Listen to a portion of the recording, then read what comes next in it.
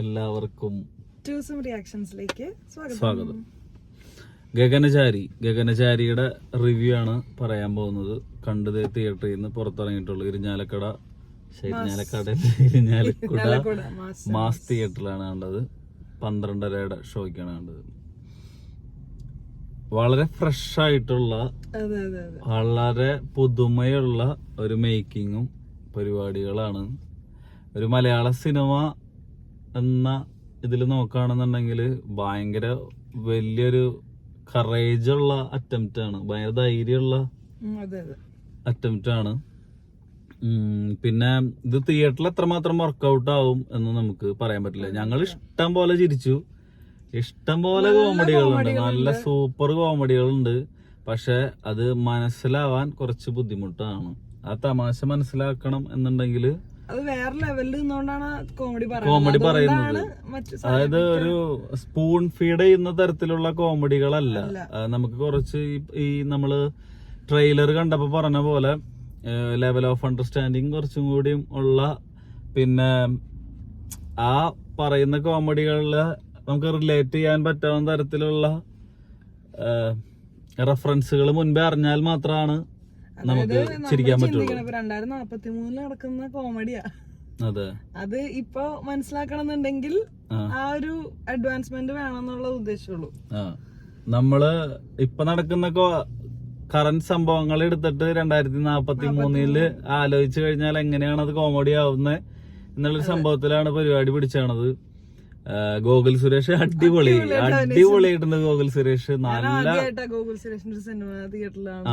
ഗോകുൽ സുരേഷ് വളരെ അടിപൊളിയായിട്ടുള്ള ഒരു ഇതാണ്, അഭിനയാണ്.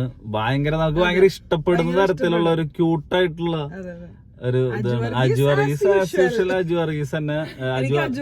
സ്ക്രീനിൽ കാണാൻ ഭയങ്കര ഇഷ്ടമാണ്. എനിക്ക് ഭയങ്കര ഇഷ്ടമാണ് അജു വർഗീസ് എന്ന് പറഞ്ഞ നടൻ. എനിക്ക് ഭയങ്കര ഇഷ്ടമുള്ള ഒരു നടനാണ് ഗണേഷ് കുമാർ.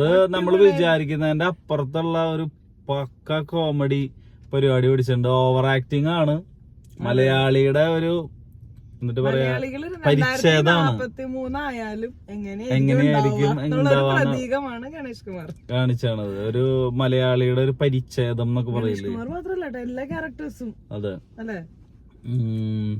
അനാർക്കലിയാണ്. അനാർക്കലിക്ക് ഡയലോഗ്സ് പരിപാടികളല്ല, അത് വേറെയും മേക്കിംഗ്. നമ്മളൊന്നും അതിനെ കുറിച്ചൊന്നും പറയുന്നില്ല.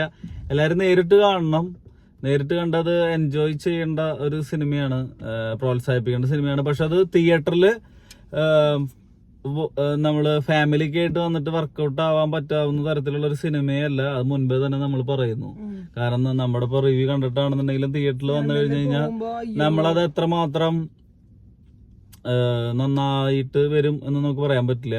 ഇതൊരു പക്ക OTT റിലീസിന് പറ്റിയൊരു സിനിമയായിരുന്നു. ഇത് സിനിമയ്ക്ക് ഉപരി ഒരു വെബ് സീരീസ് ആയിട്ട്, ഒരു സ്ട്രേഞ്ചർ തിങ്സ് പോലെ ഒരു 5 എപ്പിസോഡായിട്ട് ഹോട്ട്സ്റ്റാറിൽ മലയാളത്തിൽ വന്നിരുന്നെങ്കിൽ കുറച്ചും കൂടി വർക്കൗട്ട് ആകുമായിരുന്ന ഒരു സംഭവമായിട്ടാണ് തോന്നിയത്.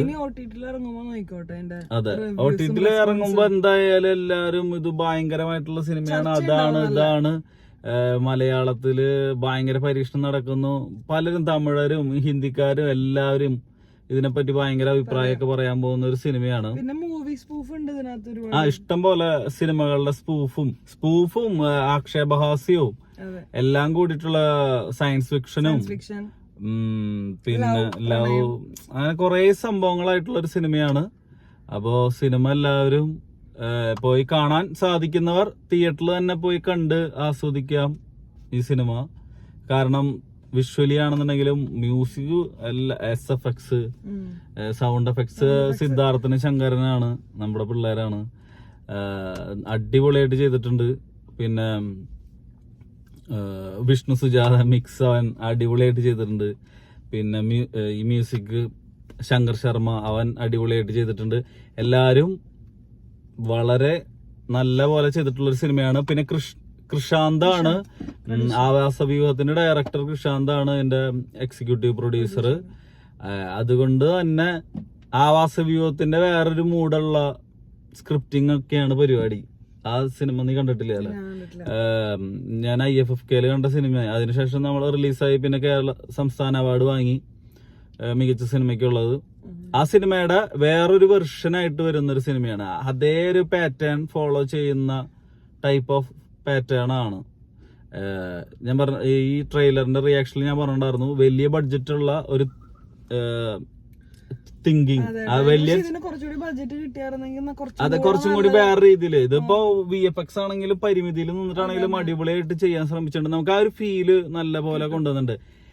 ഓവറോൾ എനിക്ക് ഫ്യൂച്ചറിസ്റ്റിക് ആയിട്ടും പിന്നെ ഇതൊക്കെ ആയിട്ട് ചിന്തിക്കുമ്പോൾ എനിക്ക് മനസ്സിലായത്, പിന്നെ നമ്മള് റിയലിസ്റ്റിക് ആയിട്ടാണെന്നുണ്ടെങ്കിൽ നമ്മുടെ സയന്റിഫിക് കാര്യങ്ങളും മറ്റുള്ളവരൊക്കെ പറയുന്നൊക്കെ അനുസരിച്ച് കുറച്ച് വർഷങ്ങൾക്കുള്ളിൽ തന്നെ കേരളത്തിലെ പല ഭാഗങ്ങളും വെള്ളത്തിനടിയിലാവും എന്നുള്ളത് ഒരു സത്യമായിട്ടുള്ളൊരു കാര്യം തന്നെയാണ്. അത് നമുക്ക് ശരിക്കും ആ ഫീല് വരുന്നുണ്ട്. എനിക്ക് നന്നായിട്ട് അത് ഫീൽ ചെയ്തു. നമ്മളൊക്കെ എവിടേക്കാണ് പോയിക്കൊണ്ടിരിക്കുന്നത് എന്നുള്ളതും അത് ആ ട്രെയിലറിൽ നമ്മൾ മെൻഷൻ ചെയ്യാൻ വിട്ടുപോയി. കുറച്ചിങ്ങനെ ഇത്രയും പൊക്കത്തിലാണ് വീട് പോലെ കുറെ സാധനങ്ങൾ പണിത് വെച്ചിട്ടുണ്ട്. അതിലേക്കൊക്കെ മാറുമായിരിക്കും. എന്ത് വേണമെങ്കിലും ആവാം. അതെന്തായാലും നമ്മൾ കാണാൻ അതൊന്നും കാണാൻ ഉണ്ടാവില്ല എന്നുള്ളതാണ് എന്റെ ഏറ്റവും വലിയ സത്യമായിരിക്കുക. അപ്പോ അങ്ങനെയാണ് കാര്യങ്ങള്. അപ്പൊ എല്ലാരും തിയേറ്ററിൽ പോയിട്ട് കാണാൻ ശ്രമിക്കുക, പ്രോത്സാഹിപ്പിക്കുക. അടുത്തൊരു വീഡിയോ ആയിട്ട് വരുന്നത് വരെ ബൈ.